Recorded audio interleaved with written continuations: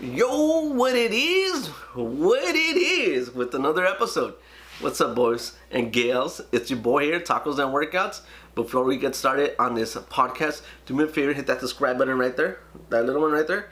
You have no idea how much that would help me out. Really, it would help me out. Thank you guys for joining me. Today's podcast episode is going to be kind of related to what's going on in the world. I know that our last one was Corona based. This episode is also Corona based, but we're gonna have a caller call in and tell us about his viewpoints on what's going on in the world, and we're gonna listen. You know, there's a lot of opinions, people making comments on Facebook, social media, whatever, you know, and right now it's crazy. You can't even make a simple comment because people will jump on you and tell you you're stupid, you're an idiot, and they'll be like whatever, you know. So it's craziness.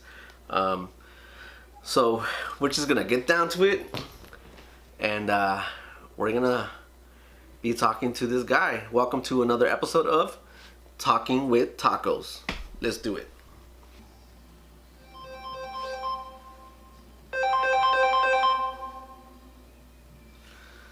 Hello, welcome to Talking with Tacos. Who do we have on the line? Hello, my name is Niles. Nice to have you, Niles. Say hello to our YouTube audience. Hey, hello, Mr. YouTube. Taco Tuesday. I really enjoy Taco Tuesday. I like eating tacos. I like I'm eating on Tuesday and it's all the week. Today is Wednesday. Okay. Oh, Wednesday I eat tacos today too, no problem. So there you go. Tacos are good any day of the week, which is a fact. It's a fact. Tacos are good anytime. All right, man. We're happy to have you on the show. And let's get down to the nitty and the gritty. Let's talk about it. We had some people in Huntington Beach, California, protesting, and I wanted to get your thoughts on what's going on with the protesting and anything else you would want to feel comfortable talking about. Oh, yes, of course. Let me start off by saying a little bit more about myself. I work at the hospitals. I've seen a lot of things. I hear doctors and nurses, and the media is not, in my opinion, properly representing what is happening in the hospitals, at least where I work. Things are not as bad as the media puts them out to be. It's because, I believe, my opinion, right now when we hear bad news or something is going to happen that's bad, and the media tells you, hey, something happening, pay attention today at 6, today at 7, or later on, and they put in some ominous music, scary music to get you hyped up and you want to tune in and listen, and so the more you watch, the more they scare you, the more money they make from their sponsors. So that's just my personal opinion, because what I am seeing out there, working in these hospitals, hearing the doctors, hearing and seeing the patients, it doesn't match what I'm seeing on the television. Yeah, you know what? I'm sorry. I have to stop you right there, and I agree with you. You know what? I'm scared. I mean, I'm one of the people that have been listening since day one, and I was prepping and getting my stuff together, and it worked on me. That's what I wanted to say. So, sorry to interrupt, but you were gonna make a second point.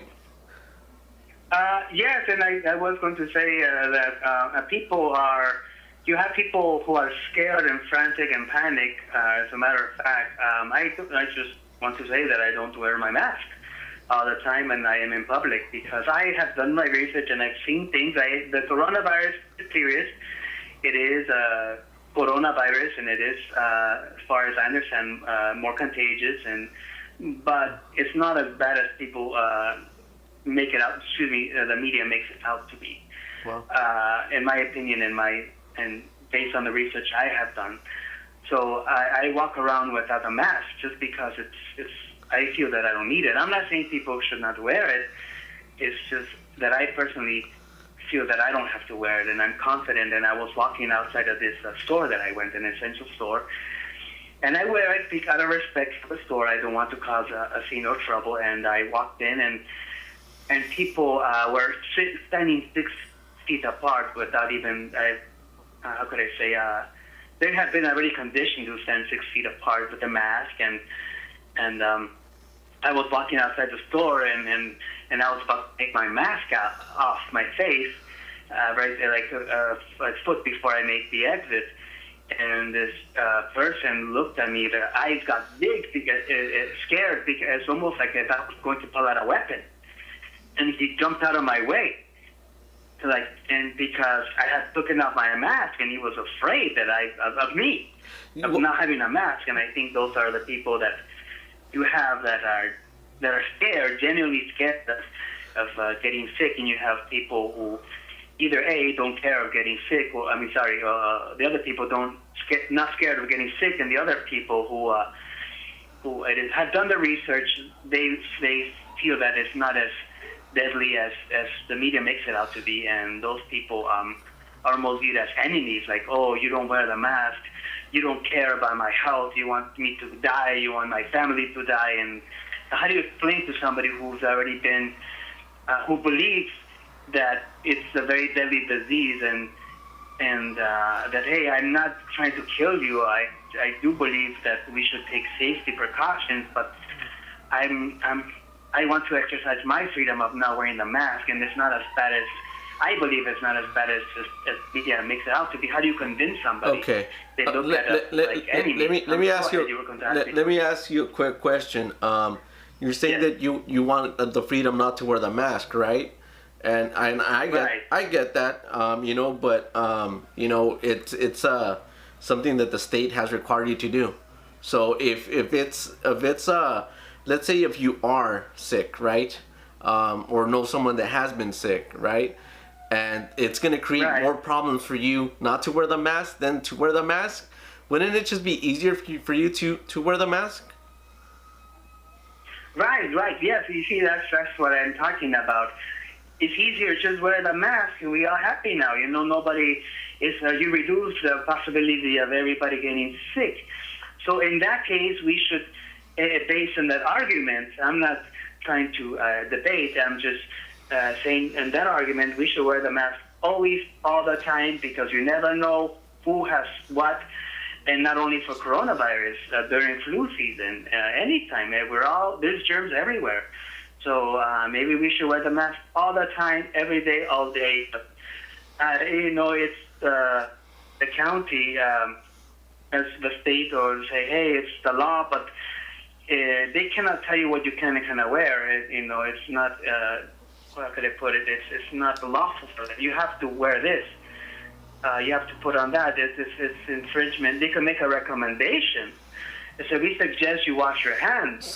But they can't tell you, you need to wash your hands. It's the law. You have to wash your hands in your house and so many days. Go ahead. You say something. So by that analogy of it's your choice to wear the mask, I think you feel that it's not necessary, right? It's your freedom, right? But, you said that the media has kind of like, told people the dangers, and kind of like you said, it's kind of like a weapon, right? And that's how people view it. So the guy got scared when he saw you, as if you were pointing on. And I'll be honest with you, it does seem that way, that they kind of, and we'll talk about the numbers in a little bit, but a kind of point that you want to make. So it's your choice not to wear it, right? So we're talking about choices, right? So what's the difference between that choice and someone in New Year's pulling out their gun and just shooting their gun? That's their choice. Granted, people do get hit by bullets and die, but the likelihood is very, very small that would happen. Right, exactly. You see, and that's a very good point. But that's a choice, and that's also against the law. That would be my choice, but that is against the law. So I don't know. That's a good question, because yes, the gun is deadly, and the bullet does hit you. You can die from it, and or you might hurt, and you don't know where that bullet is flying. So a gun is a very deadly weapon, and it's very irresponsible to be firing up in the sky. And I get what you're saying. if you're being irresponsible, well, the argument, you are probably being irresponsible if you don't want to wear the mask because you are convinced, not you per se, but people are convinced you might have a deadly disease that I might get sick from. And it's a possibility, but we are not sure.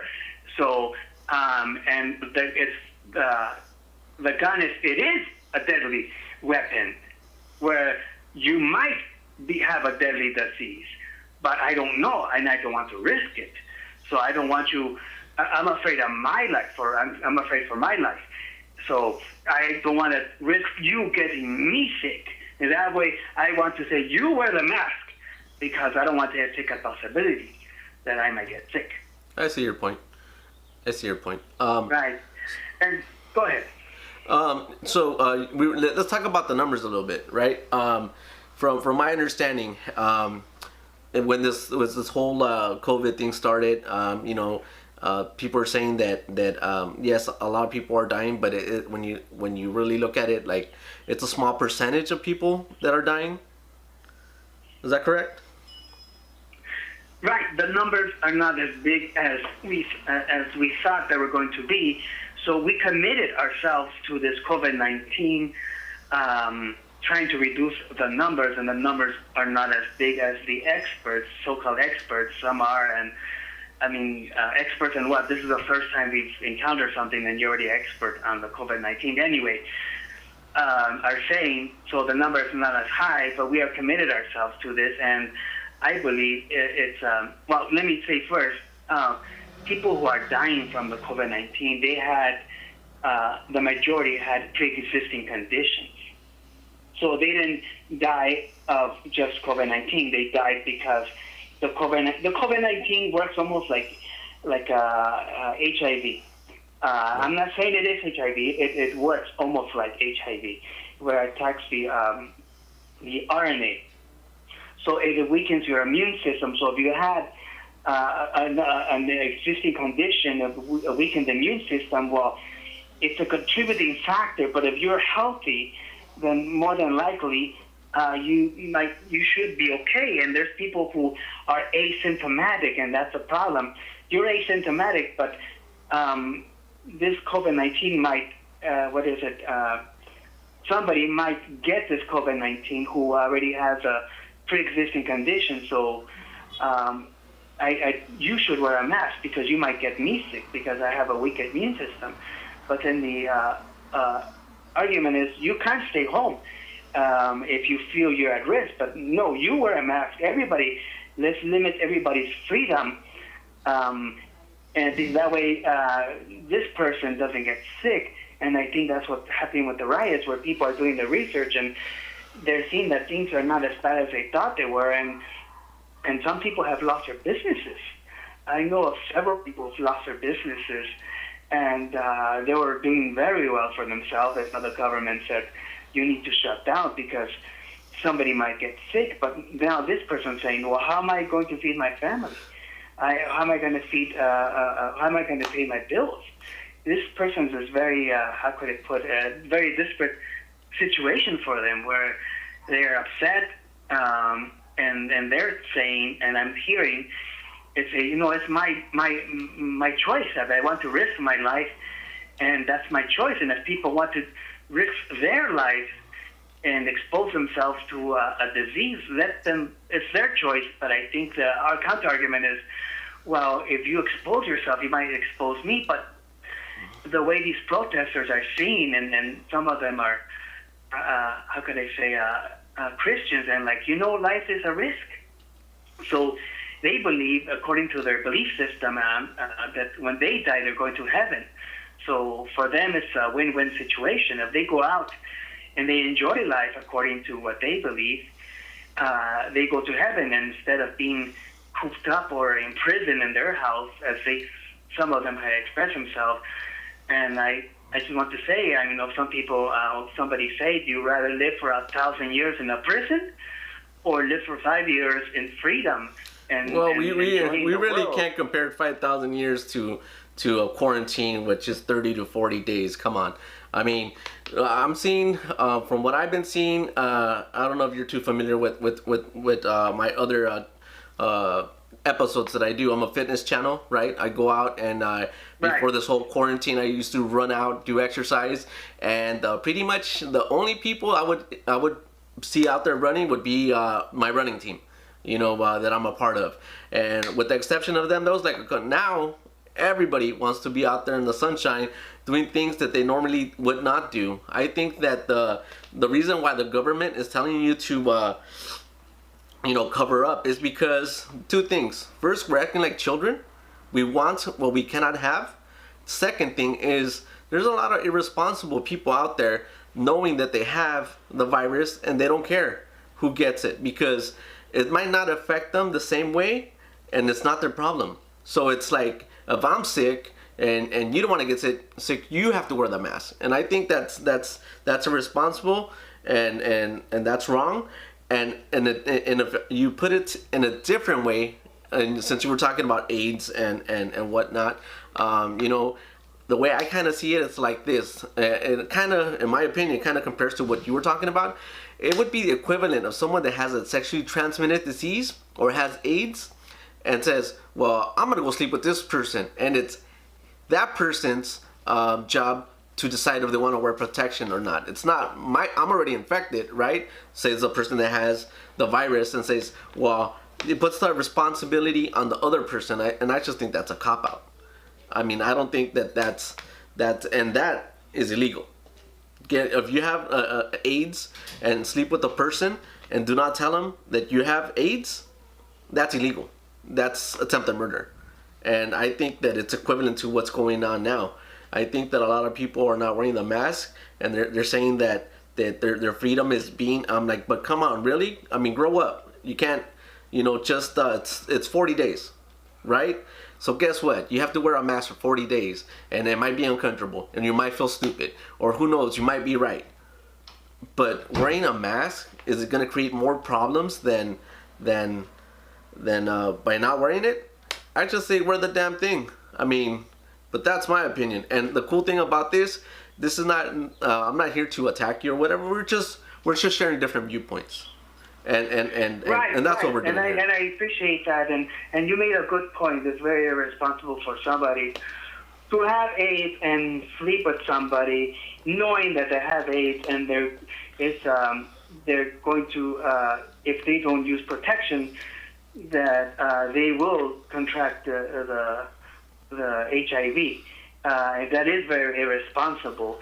And I was going to say something about people losing their jobs. Yes, please, go ahead. Go ahead. Yes, people are losing their jobs. They've lost their businesses. They're feeling desperate. And I have seen a politician in New York, Cuomo. Oh, you mean the governor Cuomo. of New York? Yes, the governor. And he's saying, we have this, and it is, New York has high numbers, and I don't really know the fatality rate. But it's 71,000 in the United States as of today. 71,000 in the U.S. So, right, and then after he's saying, well, we need to have people stay at home, and people are saying, I've lost my job, and he had a reporter asking him, the disease can be worse than the solution should not be worse than the disease. And he said, it's not, no, that's something I'm paraphrasing. That's ridiculous. It's never is the solution worse than the disease. And the lady said, well, people have lost their businesses. They have lost their jobs. They need money. What they got is not enough. The package they got is not enough. And he said, oh, okay, then have those people work in how do you say something? Essential jobs. Yes. It's like, wait a minute. I don't have a job. You want me to stay home, but I don't have a job. Now you want me to work and expose myself to something you're trying to protect me from. And I think stuff like that where politicians are making choices where it almost doesn't make sense, that is causing people to riot. Like, wait a minute, this doesn't yeah, make but sense. I think one of the reasons why he said what he said was because those are the same people that do not want to wear masks anyway. So he's like, okay, so if you feel that it's not a threat for you, you refuse to wear a mask, then go out there and see what it's really like. And I think that was a harsh comment that he made, but a necessary comment. Who knows? I think that, it definitely put the person in a situation to kind of quiet them down. Right, I understand, and also the perspective of this person who's making perhaps I'm just doing that. I know of somebody personally who was making $40 an hour, and then the business stopped, and now this person take a job as an essential worker, making $15 an hour, and that's the problem. I think these people are saying, I want to open up my business. I want to go back to work because I make more money than I was doing and enjoy that more than working at a job where I make less than half. So anyway, we could go back and forth, and I think that's the frustration of a lot of these people. No, I totally agree with you. And, I would be upset if I was put in a situation like that. I mean, I think that it's also what's going on. It's a division of classes and a division of social. So the people that are broke have no money, and they're accustomed to that lifestyle because they don't have anything to really lose. They don't own the houses. They don't own those cars or those boats. So they're like, I've been broke pretty much my whole life, and this is no different. I'm gonna figure it out because this is what I'm used to. Because they're not at that economical bracket, right? And I think that the people that are complaining the most are the people that, like you said, have a high-paying job, have a business, right? Have those houses, have those boats, have that lifestyle, and they don't want to be reduced to living beneath them, what they consider themselves to be beneath them. They'll be like, oh, I don't want to be broke. Oh, what do you mean I have to give out all my toys? I'm like, okay, it sucks, but I think it is a reality and a necessity of what needs to happen. I mean, it's like, and this is a terrible analogy. It's when you're playing, because life is really not a game. So it's unfair for me to compare one thing to another. But it's like when you go to Vegas and you lose. Hey, you lost. You were on top at one moment, and now you're not, right? Same thing when you're doing Monopoly, right? And that's life.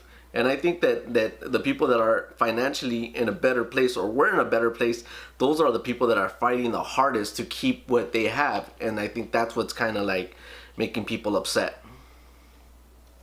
Yeah, I see what you're saying, and I think there's a little bit of generalizing here because we don't know if all these people have toys.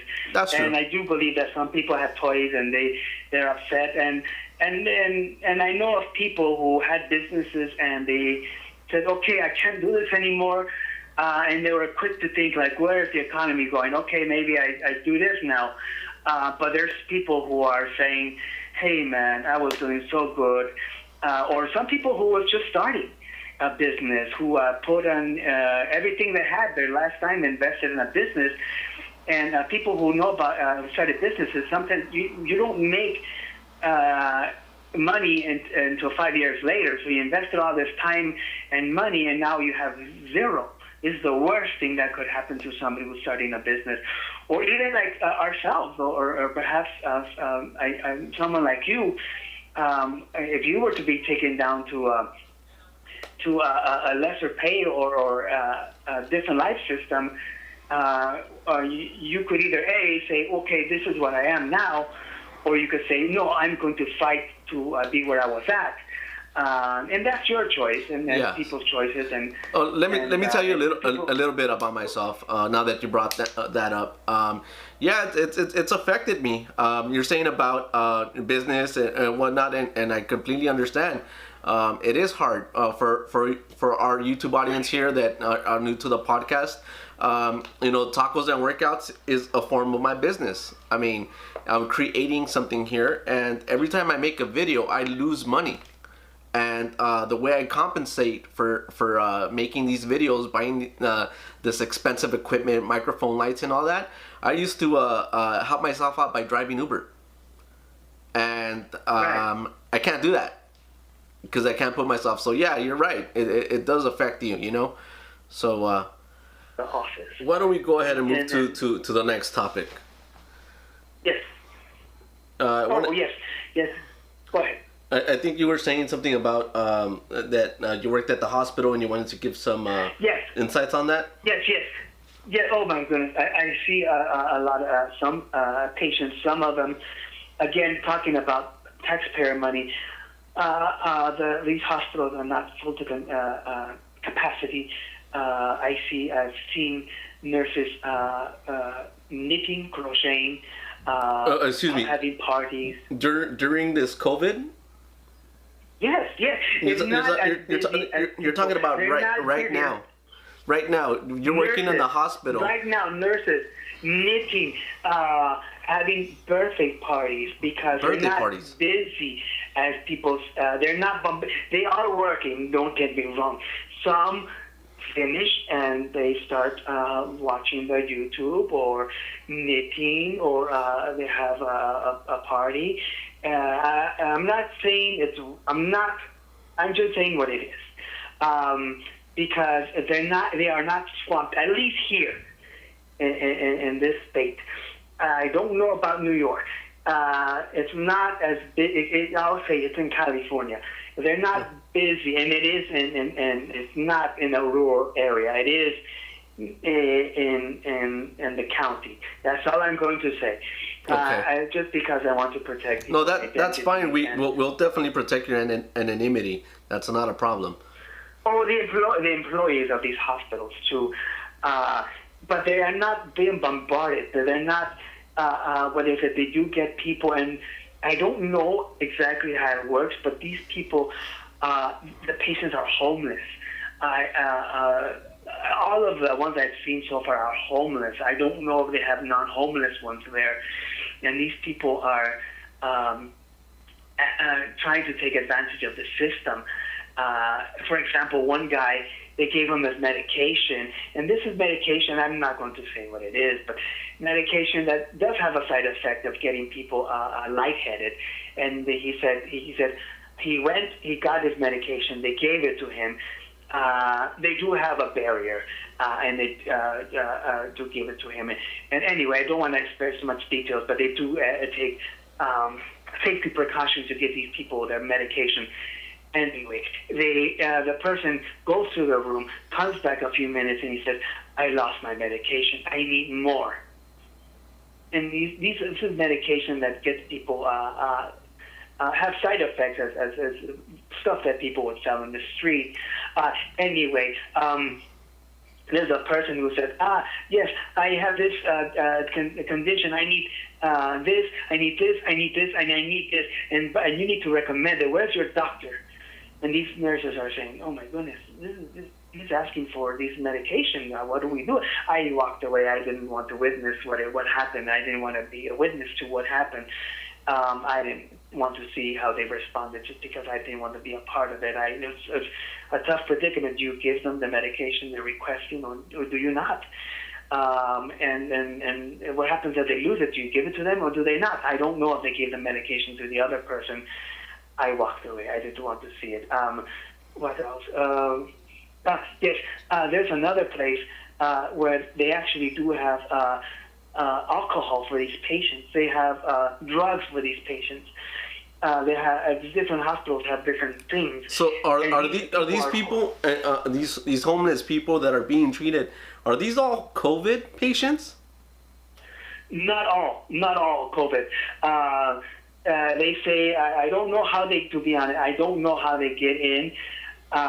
Some are positive, but some are because they are addicted to drugs. They have to provide these drugs so to keep them from having withdrawals. I'm not going to say what drugs they are, but I was surprised to see that there was drugs there. At first I thought, what are these? Alcohol.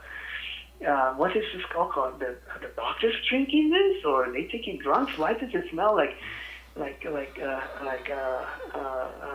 do you say barbiturates or Beer, liquor. and no, I think it's marijuana.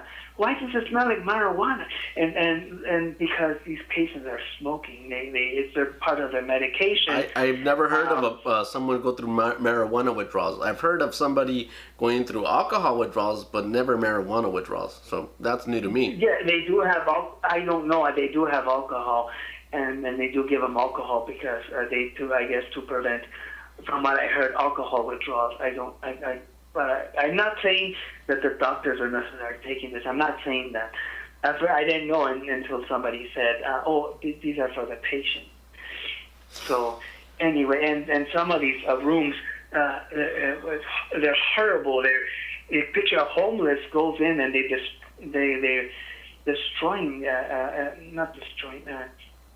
be filthy, super filthy, the restrooms and the rooms, and they smell, and some of them are hoarders, and they give them food, and the food rots in the room, and it smells, and it's my opinion only that somebody cleaning that room is in higher risk of contracting the disease from the homeless person and the rotting food, and then the actual COVID-19.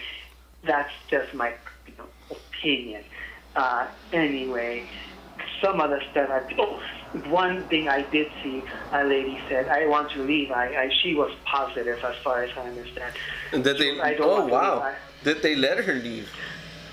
Oh yeah, I will get to that. They said, I want to leave because I need my drugs. And said, we don't provide drugs at this facility. There's different places. Some have different roles. Some do provide drugs. Some alcohol, some don't. And drugs, I am not talking about medical, I'm talking about recreational alcohol. Drugs. Opioids. So, yeah, right, I'm not talking about prescription. They give them alcohol. Anyway, at this particular facility, this homeless person said, I want to get out. And she said, they said she wanted to leave because she wanted I don't know what the drug was, and said, we cannot give you this. And she said, I want to leave. And she was, as far as I understand, positive, and they said, if you leave, you might contaminate people. And she said, we cannot hold you against your will. It's not a prison. You can leave, but we cannot hold you against your will. And you might get people sick. And she said, I'm not going to get people sick. And they said, and then they said, well, you can, or you may. And she said, I won't. Let me leave. And I'm thinking to myself, this doesn't make sense. They're willing to let this person walk on the street, knowing, as far as I understand, that this person is COVID-19 positive, while they are arresting people in different parts of the state. For example, a lady who opened a beauty salon, she got arrested for opening a beauty salon. I don't know if she was positive or not, but yet they're letting this lady go out.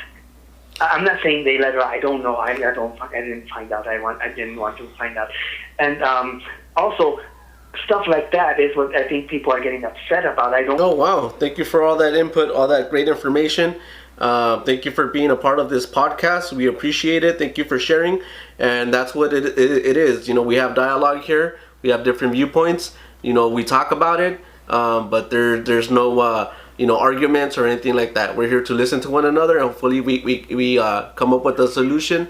But if we cannot think of a solution, hey, we move on and we try to be better for it. Thank you for being a part of the show. Well, thank you. I would love to come back in another time. And today is Wednesday. I do plan to eat tacos. If that's okay with you, Mr. Tacos. Don't forget to do the workouts as well. Oh, yes, of course. That's a part of it.